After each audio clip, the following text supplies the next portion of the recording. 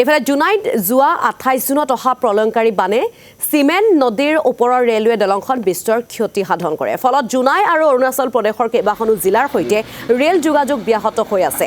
বানৰ 20 দিন উকলি যোৱাৰ পাছতো ব্যাগুম ৰেলৱে বিভাগ থকাৰ সত্ত্বেও দলংখনৰ মেৰামতি বা পুনৰ নিৰ্মাণৰ কাম আৰম্ভ নকৰাত তীব্ৰ অসন্তুষ্টি প্ৰকাশ কৰিছে AJYCP ধেমাজি জিলা সমিতিয়ে।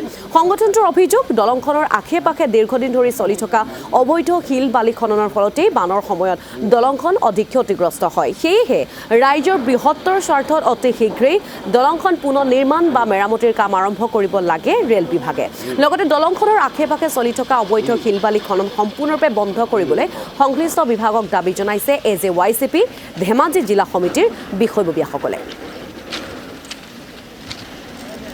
চিমেণ্ট নদীখনত আচলতে ব্যাপকভাৱে আচলতে যি খনন কাৰ্য ইয়াতে থকা ক্ৰেচাৰসমূহ বা বিভিন্ন প্ৰান্তলৈ ডিব্ৰুগড় বা বিভিন্ন অসমৰ দক্ষিণ পাৰলৈও আচলতে এই চিমেণ্ট নদীৰ পৰা আচলতে বিভিন্ন ধৰণৰ শিল বালি সংগ্ৰহ কৰি থকা দেখিবলৈ পোৱা গৈছে। যি সময়ত আমি অসম জাতীয়তাবাদী যুৱ ছাত্ৰ পৰিষদে বাৰম্বাৰ কৈ আছোঁ যে ৰেল দলঙৰ তলত আচলতে খনন কাৰ্য কৰাটো কেতিয়াও কোনো ক্ষেত্ৰতে যুক্তিপূৰ্ণ নহয়। আমি বিভিন্ন সময়ত কাৰ্যসূচী কৰিছোঁ, যেতিয়া অৰুণাচলৰ বিভিন্ন প্ৰান্তত চিমেণ্ট নদীৰ পৰা আচলতে শিল বালি সংগ্ৰহ কৰে, তাৰপিছত কি কৰে তেওঁলোকে চিমেণ্ট দলঙৰ তলেদি বা ইয়াৰ এই দিখাৰী দলঙৰ তলেদি আচলতে এটা লিক বনাই লৈছে, তাৰ তলেদি বৃহৎ বৃহৎ ডাম্পাৰেৰে আচলতে দৈনিক শ গাড়ী আচলতে শিল বালি আচলতে সংগ্ৰহ কৰি থকা আমি দেখিবলৈ পাইছোঁ।